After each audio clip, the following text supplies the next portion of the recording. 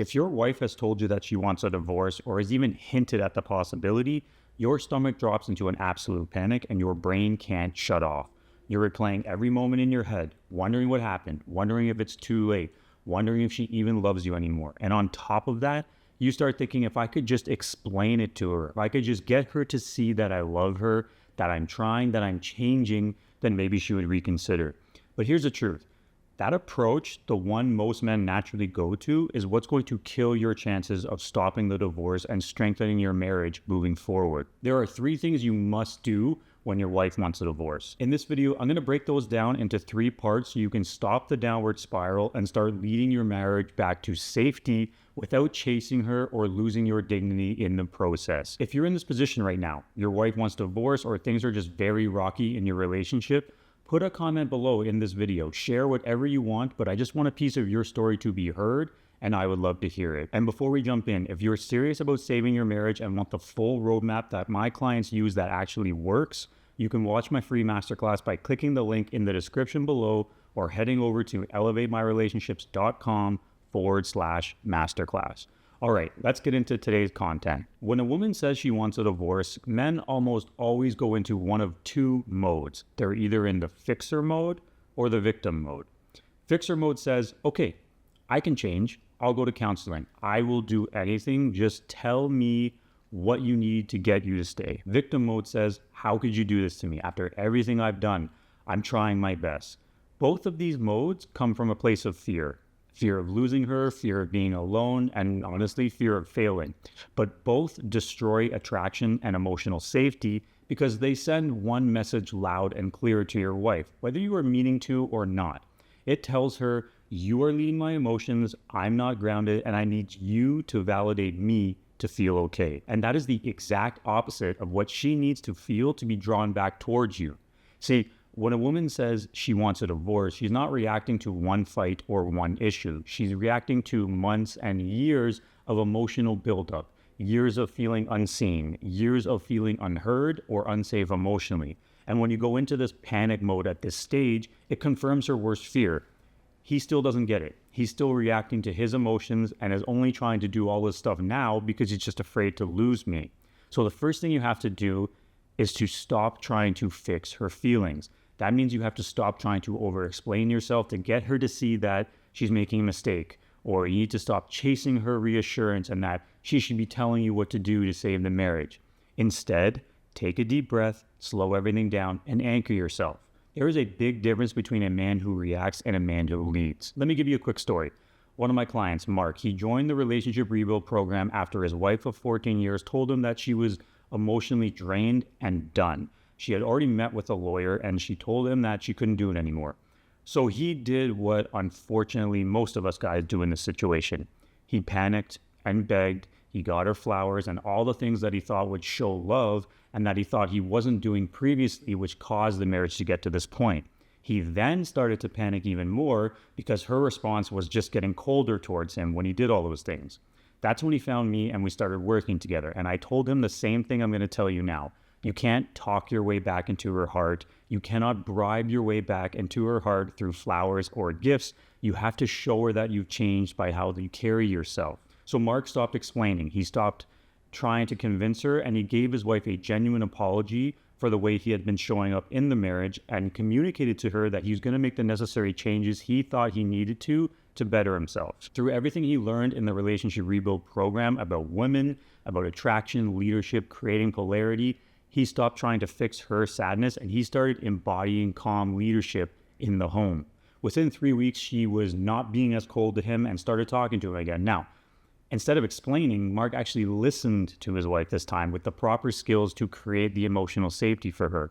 He started to get this response from his wife, not because he said anything magical or bought her stuff, but because she felt something different. For the first time in years, she felt emotional safety.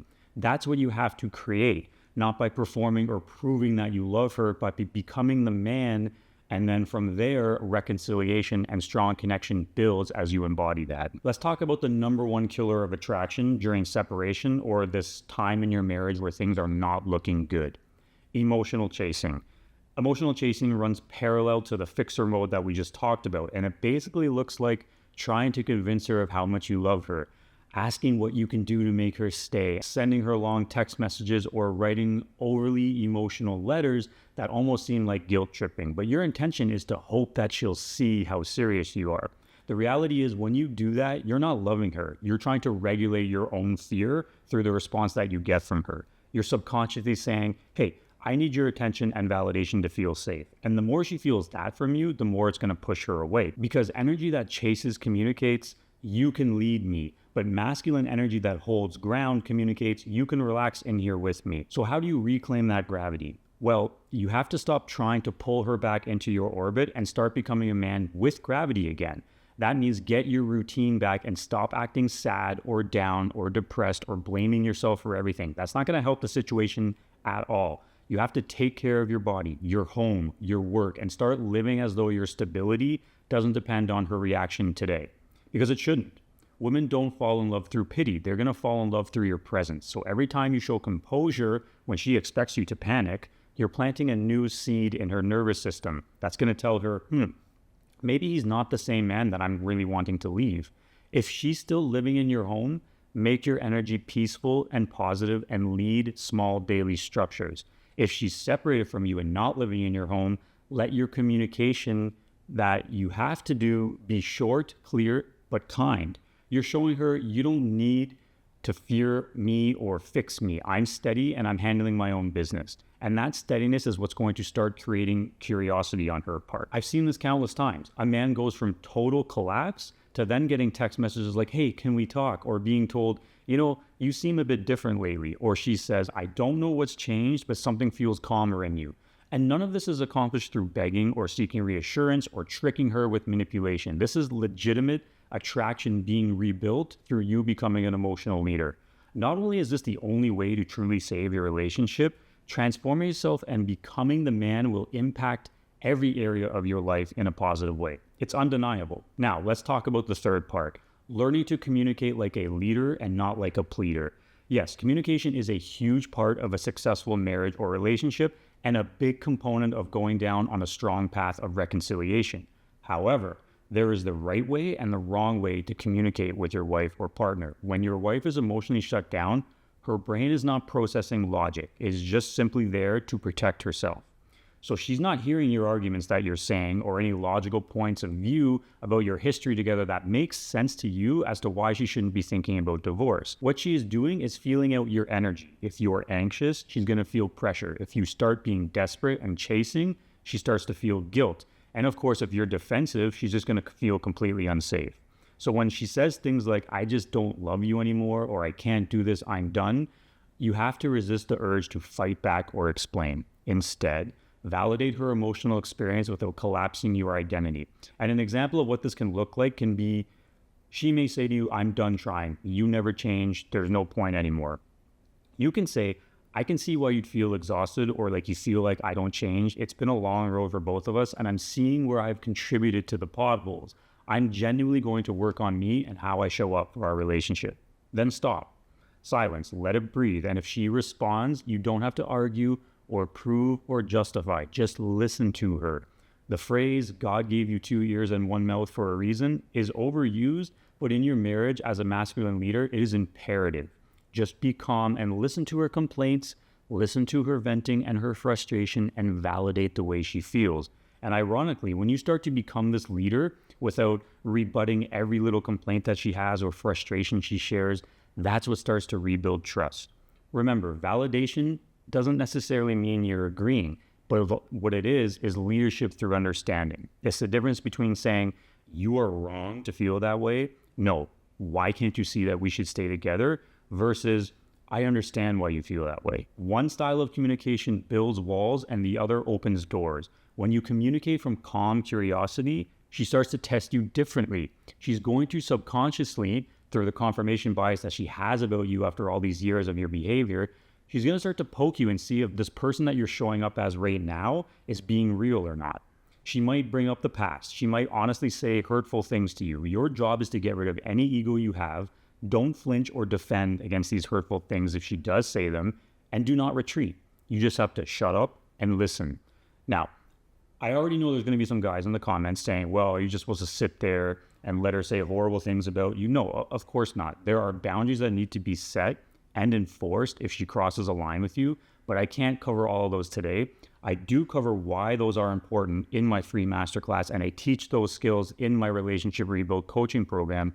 But when you shut up and listen to her and validate her feelings and act as a leader, that's when you start reestablishing what she lost, which is the emotional safety and respect for you. One quick bonus point I want to mention for those that do have kids: if your wife has said she wants a divorce, or things are not going well and maybe she's hinted at separation, or maybe you are separated right now, chances are this video has opened your eyes to the fact that things you've been doing up until this point have not been working. But one thing for you guys is, do not try and use your kids as bargaining chips or a way to guilt your wife. If you've been trying to convince her that it is better to stay for the sake of the kids, I can't tell you what to do, but my job as a coach is to put you into the best position to get where you want to be. But I recommend that the best course of action is to apologize to her for suggesting that, and you don't mean to use the kids as bargaining chips, and you know that you and her both want the best for the kids. You can communicate calmly to her that you realize you haven't been showing up for yourself as a man and a leader, and that has bled into your marriage, and that is what you're going to work on now. That's it. There's no need to say anything else or prove it, but you now actually have to become that man. And the faster you do that, the faster she will see the change and be open to a reconciliation path. I know everything right now feels like it's slipping through your fingers, and I know you've probably tried everything and nothing really seems to work, but I promise you it is not over unless you decide to just continue to show up as the same man that she's actually trying to escape from. You can completely turn things around in your life, but you have to be willing to become the leader that both your life and your relationship needs. If you're ready to go deeper into this process, click on the link in the description to watch my free Relationship Rebuild Masterclass and get the exact roadmap my clients use to save their relationships. Like I said at the beginning, I would also love to hear from you. So if this resonated with you, please leave a comment below. Subscribe to the channel and hit the like button so it helps out the YouTube algorithm find other men who need this help as well. I'll catch you guys in the next episode.